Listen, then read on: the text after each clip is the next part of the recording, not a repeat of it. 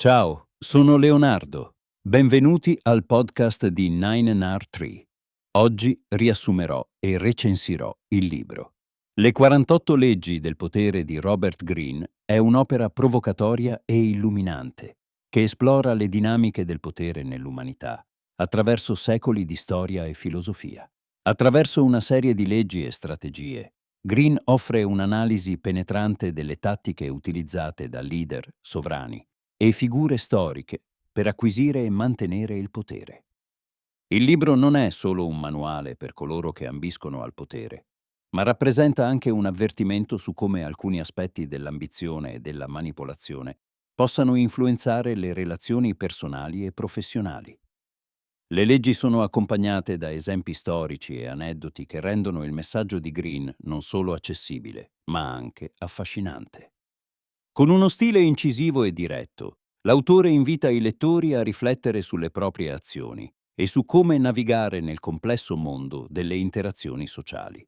Che tu sia un imprenditore, un politico o semplicemente qualcuno interessato a capire le dinamiche del vivere quotidiano, questo libro fornisce strumenti per comprendere le motivazioni degli altri e le proprie, rendendolo un testo fondamentale per chiunque desideri afferrare il potere nella propria vita.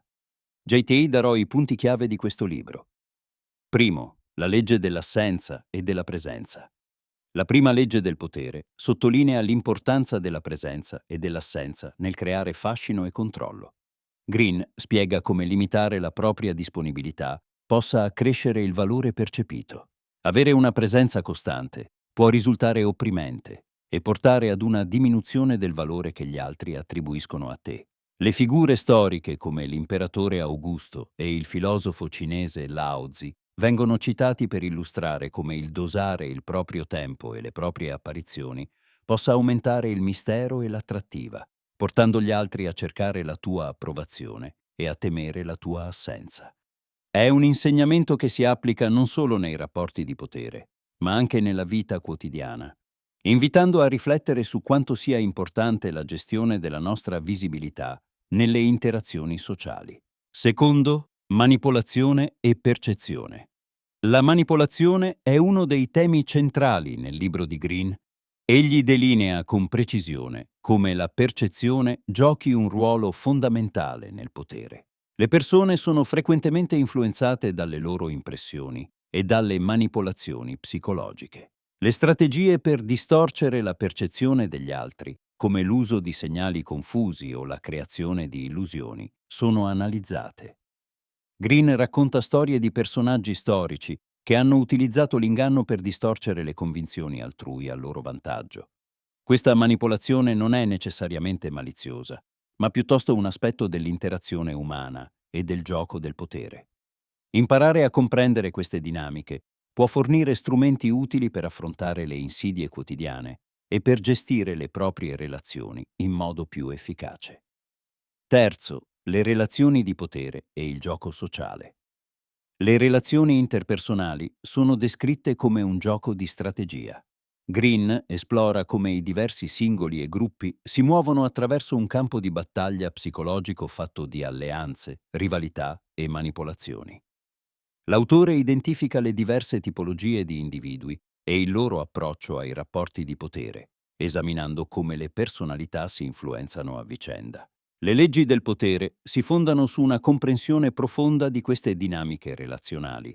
Greene usa esempi tratti dalla storia, dall'arte e dalla mitologia per illustrare come le relazioni siano governate da regole non scritte che, se comprese, possono essere sfruttate a proprio favore. Comprendere le relazioni di potere è fondamentale non solo nei contesti professionali, ma anche nelle interazioni quotidiane, dove chi riesce a capire il gioco sociale può trarne un grande vantaggio. Quarto, i pericoli dell'eccessivo potere. Sebbene il potere possa rendere una persona forte, Greene avverte che ci sono anche pericoli legati a un'eccessiva ricerca di esso. Il potere può portare all'arroganza, alla paranoia e alla caduta. Attraverso diverse storie di personaggi storici che hanno subito una drastica caduta a causa di eccesso di ambizione, l'autore illustra come la ricerca incondizionata del potere possa portare a un isolamento e a una vulnerabilità inaspettata. Essere consapevoli dei propri limiti e dei segnali d'allerta è essenziale per chiunque voglia navigare nel mondo del potere senza cadere preda dei propri eccessi. Green porta il lettore a riflettere su come il potere possa essere sia un dono che una maledizione, evidenziando l'importanza di un approccio equilibrato nella gestione delle proprie ambizioni. Infine, l'importanza dell'adattamento.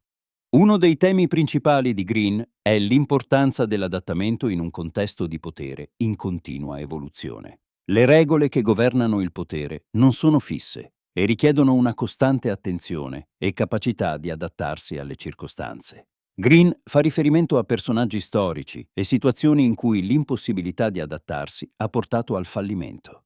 La capacità di cambiare strategia, di rimanere flessibili di fronte alle sfide e di come rispondere ai cambiamenti nelle dinamiche di potere può essere la chiave per il successo. Questo concetto di adattamento è fondamentale non solo nella lotta per il potere, ma anche nella vita quotidiana, dove la capacità di ritorno e di evolversi di fronte a nuove sfide può determinare il successo o il fallimento nelle relazioni e nelle carriere. In conclusione, Le 48 leggi del potere è un libro essenziale per chiunque desideri comprendere le dinamiche del potere, sia in ambito professionale che personale. Non è un manuale per manipolare gli altri, ma piuttosto un invito a riflettere su come le nostre azioni e le nostre relazioni siano influenzate da forze invisibili. Green offre una serie di strumenti che possono aiutare a navigare in un mondo complesso, dove la comprensione del potere può fare la differenza tra successo e fallimento. Questo libro è particolarmente utile per leader, manager e per chiunque abbia ruoli di responsabilità, mentre anche le persone comuni possono trarre vantaggio dall'apprendimento delle leggi che governano le interazioni umane. Ogni lettore, a prescindere dalla propria posizione sociale o professionale, può beneficiare dalla riflessione sui temi trattati nel libro e su come questi paradigmi possano essere applicati nella propria vita quotidiana. Per chi è in cerca di una guida su come affrontare le sfide, migliorare le relazioni e sviluppare una strategia personale nella vita. Le 48 leggi del potere rappresenta un testo fondamentale e senza tempo. Se vuoi supportare Robert Greene, puoi acquistare il libro tramite il link Amazon che ho fornito nella descrizione del podcast. Dopo aver letto il libro, fammi sapere cosa ne pensi e condividi i tuoi pensieri. Ci vediamo.